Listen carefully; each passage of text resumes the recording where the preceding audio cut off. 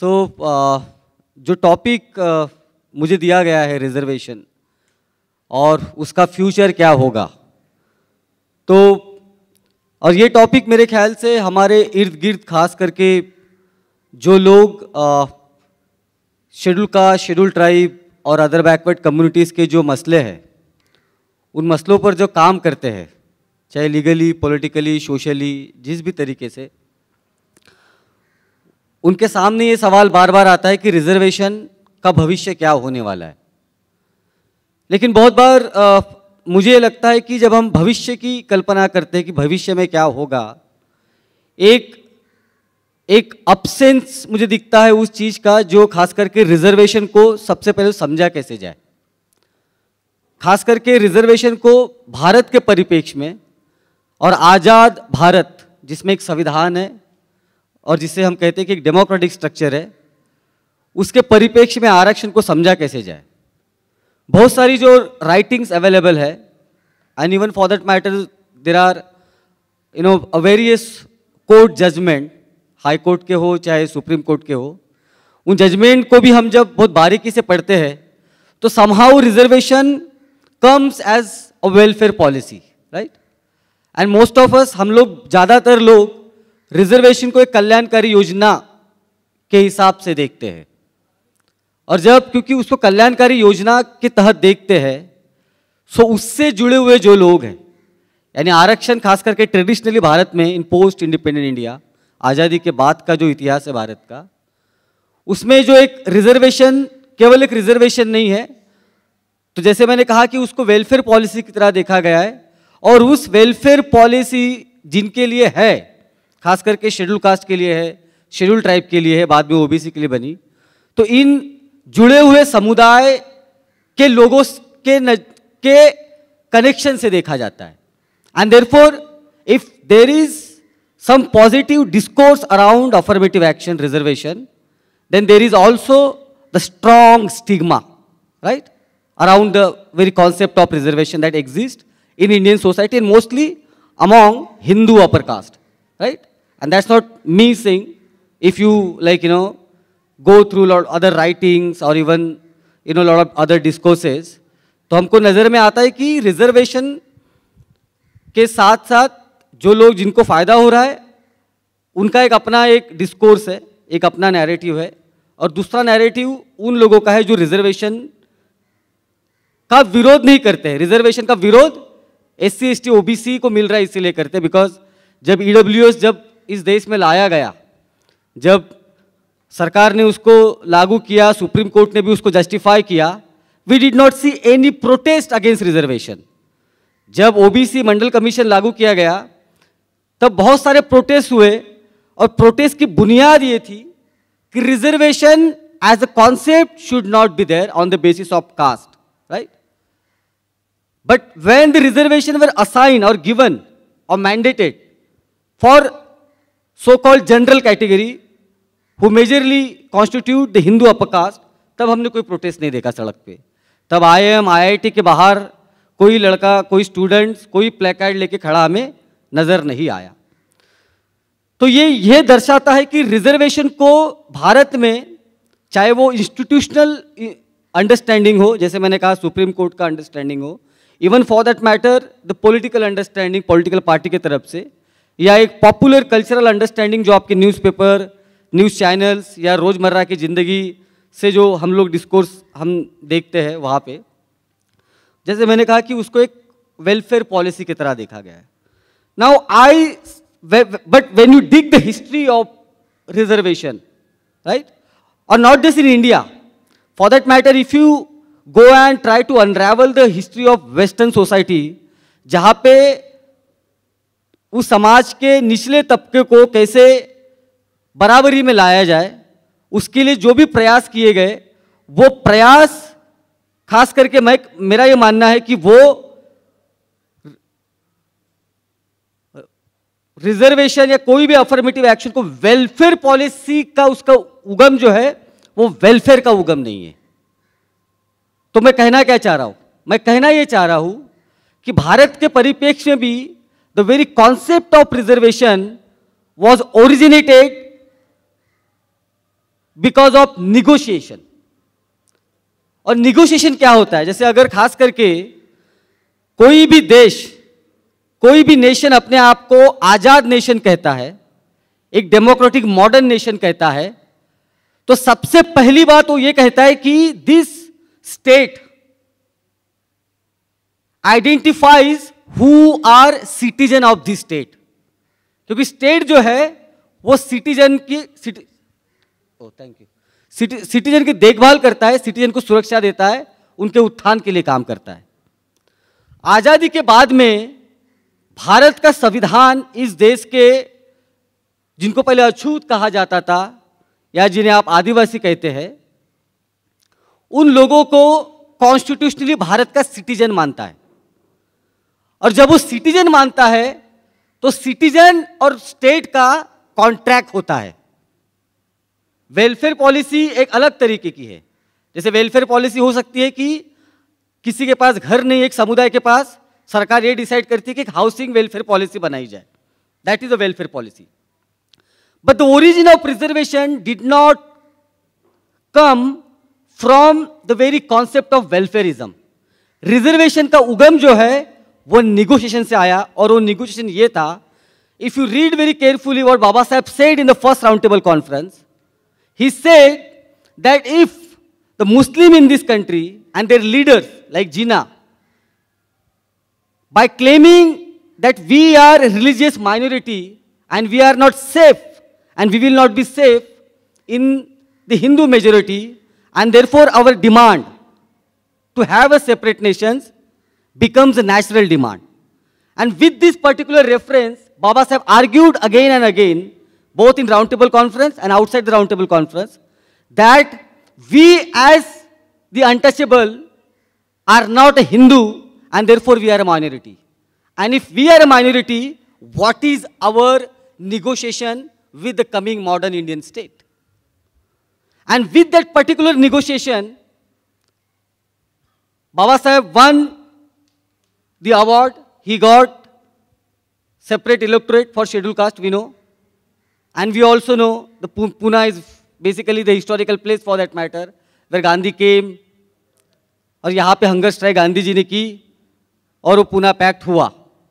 और जो पूना पैक्ट के बाद में जो हुआ, या पूना पैक्ट में जो बातें कही गई, वो बातें वेलफेयर की बातें नहीं है, वो बातें अगेन निगोशिएशन की है, कि अगर आप हमें सेपरेट इलेक्टोरेट ठीक है नहीं देना चाह रहे, तो फिर आप हमें देंगे क्या?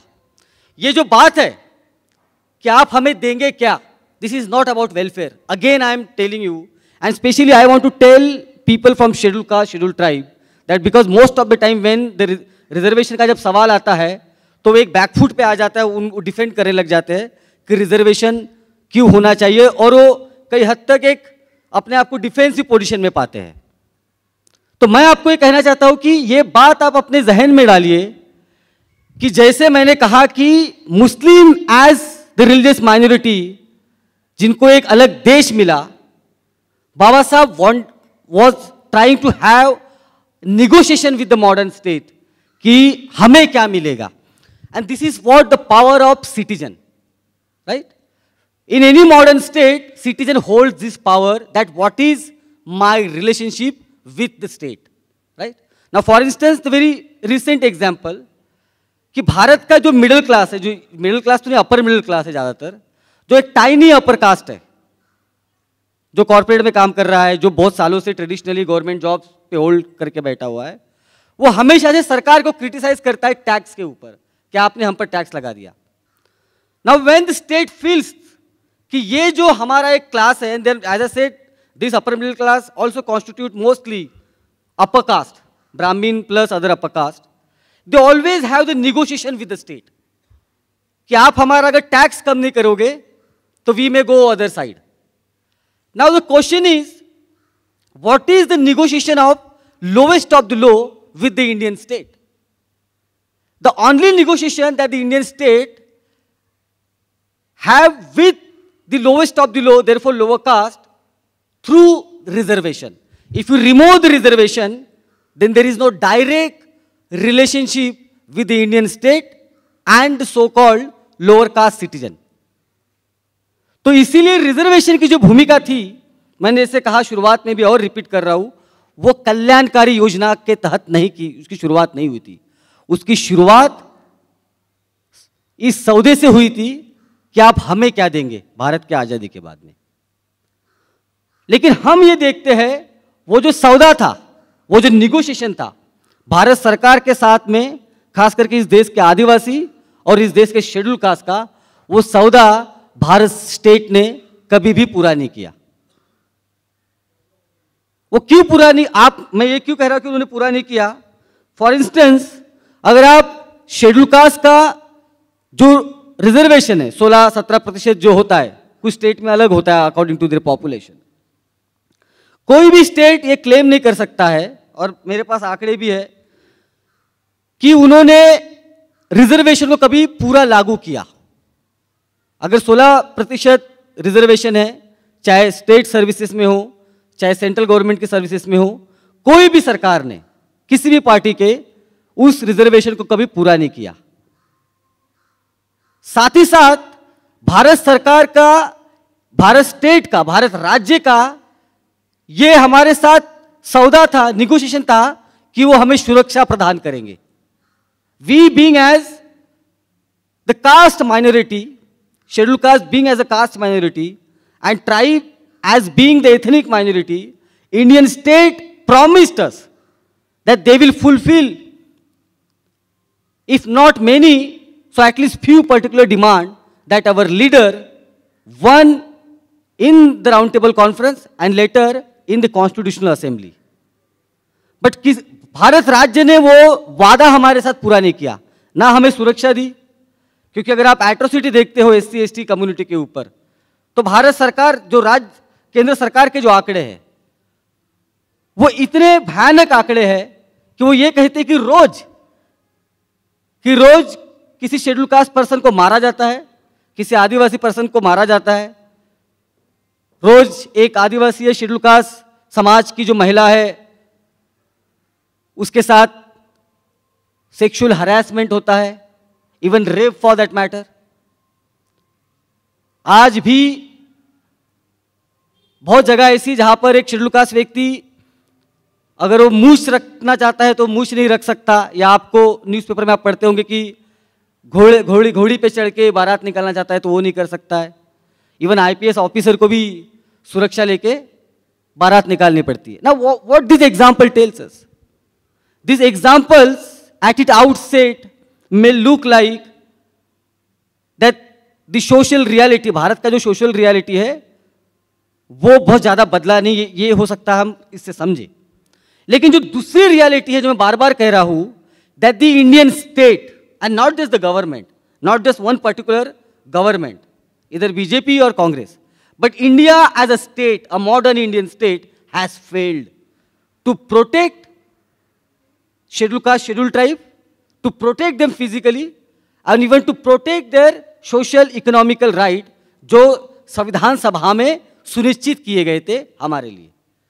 एंड देयरफॉर मेरी जो अंडरस्टैंडिंग है रिजर्वेशन की, as I said, I do not see reservation made as a welfare policy, and therefore we scheduled caste, we scheduled tribes और the other backward people from other backward communities, we are not simply welfare subject.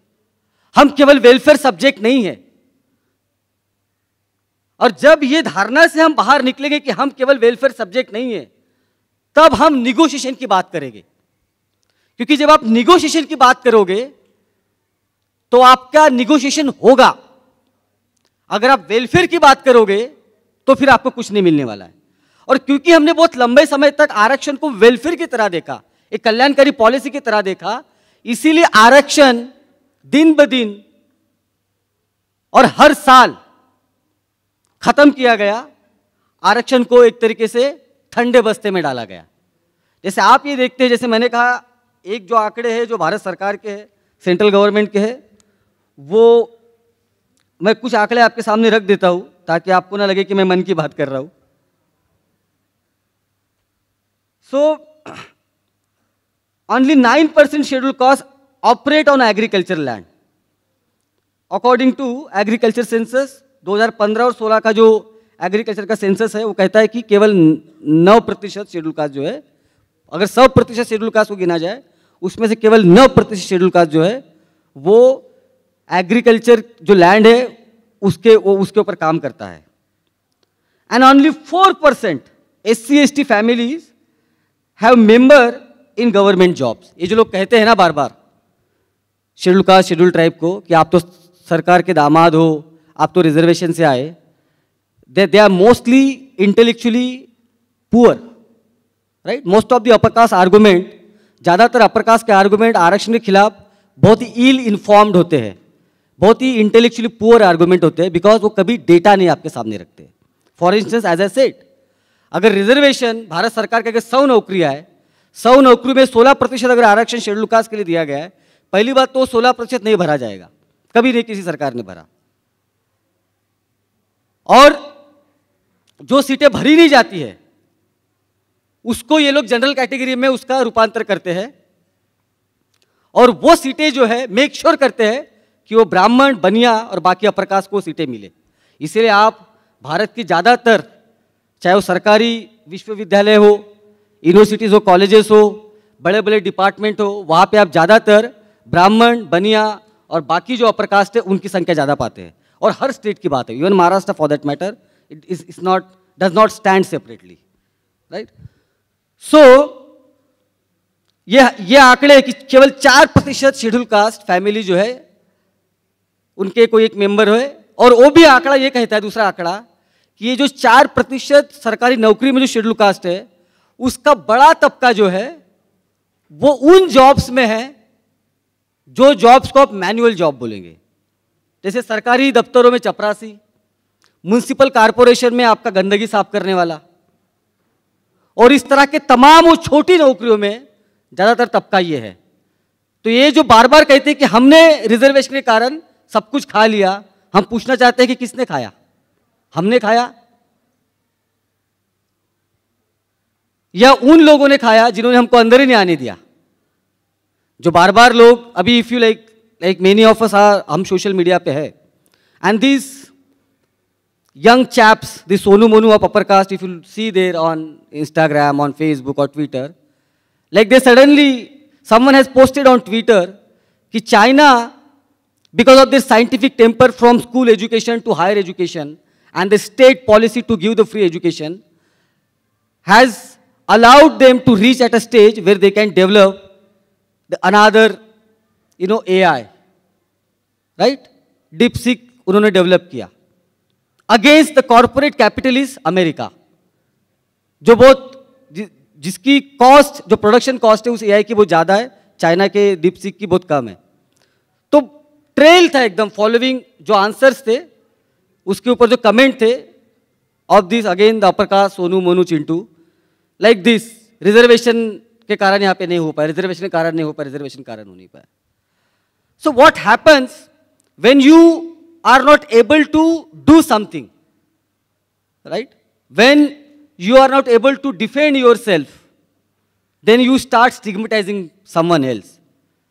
वही upper caste ने इस देश के किया है, क्योंकि आंकड़ा तो यही कहता है कि 4% फैमिली शेड्यूल कास्ट की सरकारी नौकरी में, और उसकी ज़्यादातर 90+ जो शेड्यूल कास्ट का रिजर्वेशन जो 4% में भी है, उसको अगर आप 100 की तरह देखोगे तो वो भी, जैसे मैंने कहा, कि वो मैनुअल जॉब्स में है, वो चपरासी है, कहीं जो मजदूर, यानी आपका जो है म्युनिसिपल कॉर्पोरेशन में आप उसको भी सरकारी जॉब कहते हो तो वो भी है, तो उस तरह की जगह पे वो नौकरी कर रहा है। नाउ एज आई सेड, एक जो फिर महत्वपूर्ण सवाल हमारे सामने ये आता है कि अगर ये स्थिति है कि शेड्यूल कास्ट के इंटेलेक्चुअल्स भी और पॉलिटिशियन, हमारे लीडर्स भी, अगर आरक्षण को केवल वेलफेयर पॉलिसी की तरह इतने सालों तक उन्होंने देखा, और उसका नतीजा ये हुआ कि आरक्षण एक तो लागू नहीं किया गया और लीगली उसको कैसे खत्म किया जा रहा है। तो how it is like, for instance post 90s, अभी like recently our ex prime minister, former prime minister of India Manmohan Singh ji गुजर गए, और बहुत ही खास करके जो हमारे left, liberal, centrist, nowadays even the left is with the Congress in another way to fight the right or the fascism. I don't know how do they fight with this, center के साथ मिलके fascism कैसे कोई fight करता है. I'm like, theoretically I fail to understand many times. But yes okay. So बहुत अच्छी चीजें लिखी गई मनमोहन सिंह जी के बारे में कि बहुत अच्छे इंसान थे, बिल्कुल he was as a person, as an individual he was a very good person. But on the other hand the policy that he introduced, LPG जिसको हम कहते हैं, liberalisation, privatisation, globalisation, I mean for any modest person जो भारत की economy को बहुत ऊपरी तौर पे भी जानता है, वो इस बात को सरल तरीके से कह सकता था कि इस पॉलिसी के लागू होने के बाद में जो इंस्टीट्यूशनल आरक्षण है, जो शेड्यूल कास्ट, शेड्यूल ट्राइब को खास करके दिया जा रहा है, वो कम होगा, क्योंकि that concept of liberalization, privatization cannot happen without converting the government institution into private, and that's what happened. Post 90s जब मनमोहन सिंह ने भारत में एलपीजी पॉलिसी को लागू किया, आप उसी समय में 90s के बाद के आंकड़े अगर आप देखते हो रिजर्वेशन के खास तरीके के, तो जैसे एलपीजी पॉलिसी बढ़ रही है उसी तरीके से रिजर्वेशन का ग्राफ जो था उससे और कम होते जा रहा है। And that was a blunder, and I must say that was a state violence on those who could secure the minimum. I mean scheduled caste person or scheduled tribe person who comes from the interior, who comes struggling with his or her poverty, what minimum they want, they know कि discrimination तो होगा. That many of us when we enter in the institution, we take it for granted in a sense कि कोई ना कोई तो discrimination किसी ना किसी के आधार पे वो करेंगे, because that is how the upper caste is. Majority of them, the discrimination is unconscious for them. I mean, what unconscious? For instance, if I am a male, I am so unconscious about my act that when I interact with women, I mostly act as a man. This is unconscious that I have learned from the society, from my family. उसी तरीके से discrimination जो है upper caste के mind के लिए unconscious है, वो सहज तरीके से होता है और उसको समझता नहीं कि ये डिस्क्रिमिनेशन है। जैसे उसको आप जब बताओगे ये डिस्क्रिमिनेशन, तो he will be surprise, oh this is called discrimination, oh I didn't know that.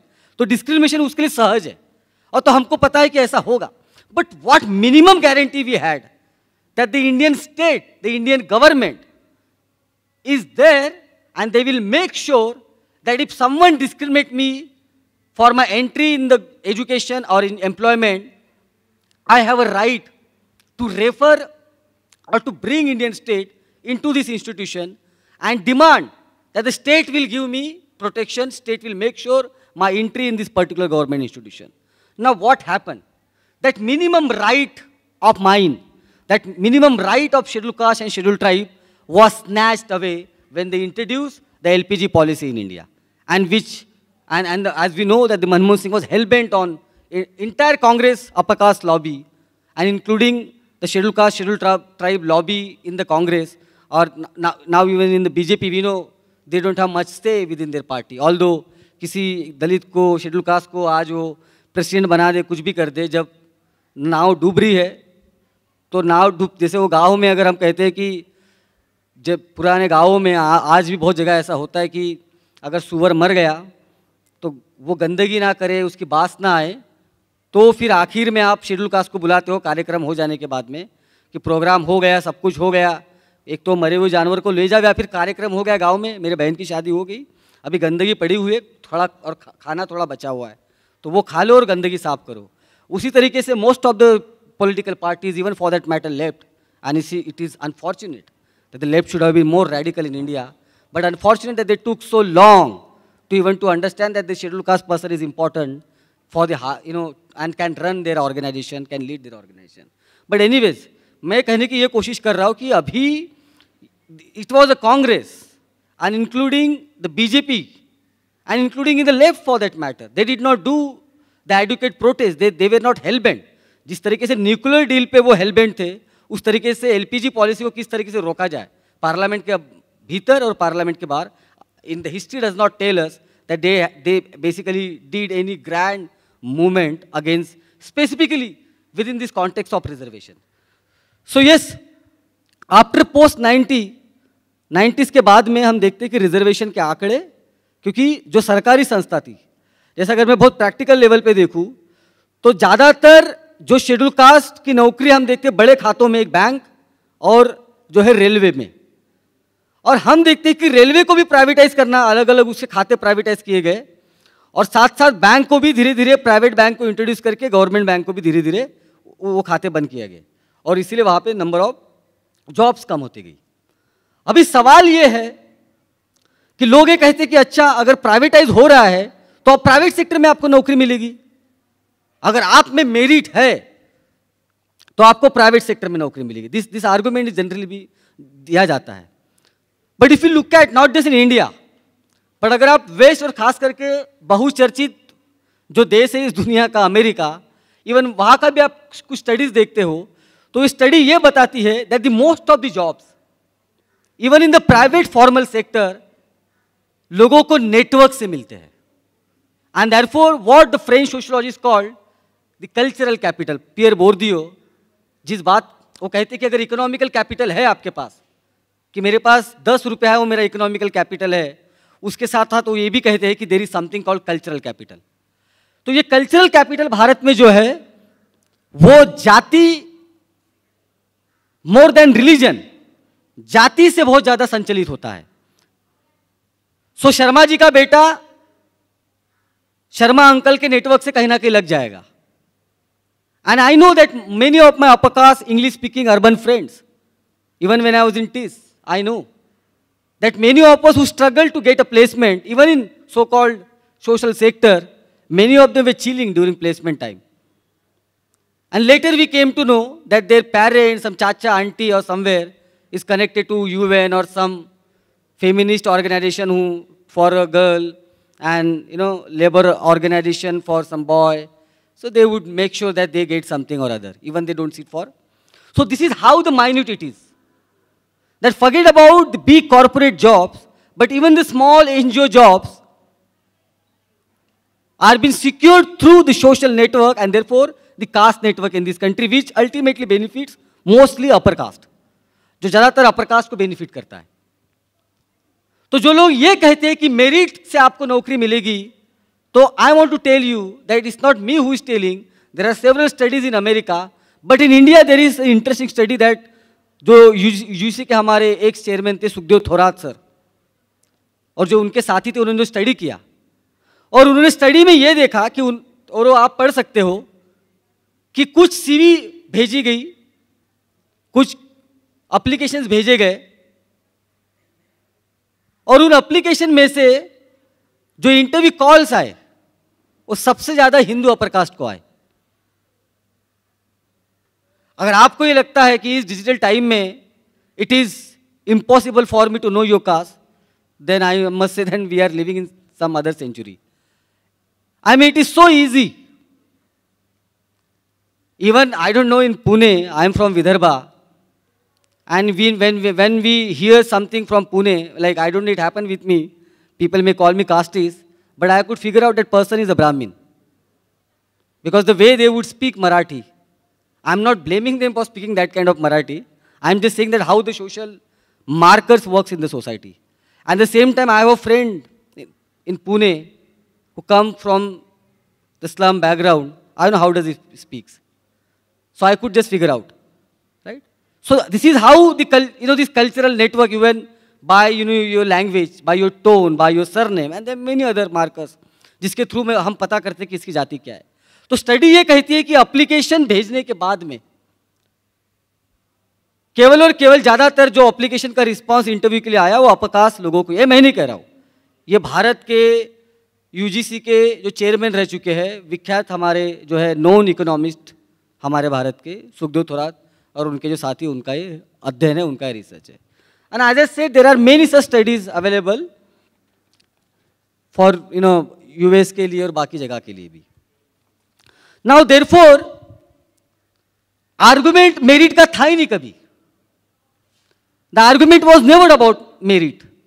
अगर आर्गुमेंट अगर मेरिट का होता तो हमको दिखता है कि भारत में इतने साल तक आईआईटी और बाकी साइंस और even for social science institution में इतने साल पर्टिकुलर जाति का कब्जा होने के बावजूद भी IIT director says that the gomutra has some quality, some medical qualities. ये आईआईटी के डायरेक्टर का बयान है। And he has done some research, later on many other scientist claim that his analysis, उनका जो analysis है गोमूत्र के बारे में, वो pseudo science है, that is fake. This is what the IIT director is. अगर बात merit की होती, I don't know, like in India the education system can even think about a merit, because हमारा system education का ही merit के बारे में बात नहीं करता है. वो बात करता है education को, it looks education as a commodity, right? कि आप अपने बच्चों को 10वीं से ही चप्पल मारने लगते हैं कि IIT के लिए पढ़ाई कर करके. तो I don't think कि Indian education system is at all is based on the value, but it is mostly based on the commodity. कि भाई तू इंजीनियर बनेगा, IIT में जाएगा, फिर तू US में नौकरी करेगा, and then we will tell here, हम अंकल आंटी को शाम को जब गार्डन में बैठेंगे तो बताएंगे कि माझा चिन्मय US ला नौकरी करतो, माझा तन्मय फ्रांस ला and all of that, right? So it was never about merit. As I said, there are several other examples which proves that the most of the Indian scientists are not good enough. They are good for jobs, and therefore America wants a lot of Indian engineers, because the Indian engineers for America are cheap labor. They mostly use them for coding and other things. और फिर एक दुक्का हमारा कोई बड़ा बन जाए तो then we dance around कि गूगल का हमारा CEO ये है and all of that. But as a society, as a collective, I don't think we have a scientific temper, and therefore बात कभी merit की नहीं थी, बात थी कि monopoly की. The question was not about merit, the question was about monopoly, कि हमारी monopoly कैसे नहीं टूटनी चाहिए. And therefore what you see, the institution like IIT, where the scheduled caste person who has cracked the entrance, who is doing well in the written exam, but when it comes to Viva, he's been given less mark. When he goes to canteen and eat, the other upper caste, modern, urban, upper caste, English speaking upper caste boys and girls, they call him kota wala. Faculty says on the face, मुंह पर कहते faculty कि तुम्हारा कुछ नहीं होने वाला है, मैं तुमको देख लूँगा, and ultimately the student commits suicide. And very immediate effect क्या होना चाहिए कि कोई इंस्टीट्यूशन ये कहेगा कि हम इसकी जांच करेंगे. अगर आप या आरोप लगा रहे तो हम इसकी जांच करेंगे, और जो जांच में सामने आएगा हम उसकी बात करेंगे. But that does not happen. What happens? The very immediate answer of this upper caste faculties in IITs and other places, कि it is not about caste discrimination. This particular student could not handle the burden, and therefore he committed suicide or she committed suicide. Same thing happened with the Payal Tadvi. If you know about the Payal Tadvi case, that the brilliant mind from the Adivasi community, I don't think it's the suicide. It was a murder. It was an institutional murder. And people say, now we talk about intersectionality. आपने मुझे ये दे दिया है time, okay मैं बस खत्म कर रहा हूँ, सॉरी. तो लोग कहते हैं कि there is an intersectionality of gender, caste, so like lot of this political correctness, logics that which appears nowadays, mostly the liberal circle, and this political correctness they consume to purify themselves. If I am a man, I am supposed to acknowledge my privilege. No, this is not how the change comes. Why would I acknowledge my privilege? And even if I acknowledge, what is going to be changed? Now, for instance, I acknowledge my privilege and I treat my partner as equal, but when she goes out for work or for any other thing, she is a part of a larger system, which is a patriarchal, which is a casteist.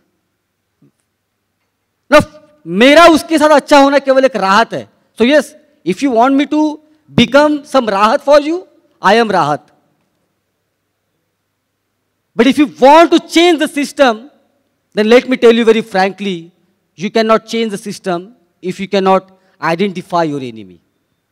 An enemy, I am not necessarily saying here the people, but ideology. The ideology that upper caste carries in every day in their life, the ideology of contempt for lower caste. Right? And therefore, when we speak nowadays, somehow some upper caste women will rise and say, oh, I am a woman, you are a man, and there's the intersectionality of privilege and, gender and all of that. But if you look at the history, again the West and here, if there is a ruling class man, then there is also the ruling class women. And let me tell you, she is not simply complicit, she is a part of the problem. And if therefore there is a ruling class man, then you also have to identify there is a ruling class women. This intersectional drama will not go for really long. This can give me some sense of, political correctness. I am good, but this is not a case. The amount of atrocities that the upper caste women have inflicted, not just on the scheduled caste or scheduled tribe women, but even on the scheduled caste man. Right? But for the university department, sociology or the cultural studies or the liberal studies nowadays in private institution, this sounds cool. Right? And now when I'm saying the ruling class, we also need to say it very clearly. केवल political party ruling class नहीं होती है. Political party तो आज कांग्रेस है, आज BJP है, कल कांग्रेस आ जाएगी. जैसे दिल्ली में आम आदमी पार्टी थी, अभी बीजेपी आ गई. लेकिन एक रूलिंग क्लास होता है जो समाज के लोगों से बनता है, और भारत का रूलिंग क्लास भारत का अपर कास्ट है. And therefore we need to state the fact very clearly, as we can say it, this liberal political correctness is not going to lead us nowhere. No change will come. Only we'll get some scholarship, or someone like me, a scheduled caste person, will get a chance to speak in some liberal gathering. That's my thing. Thank you very much. I rest my case here.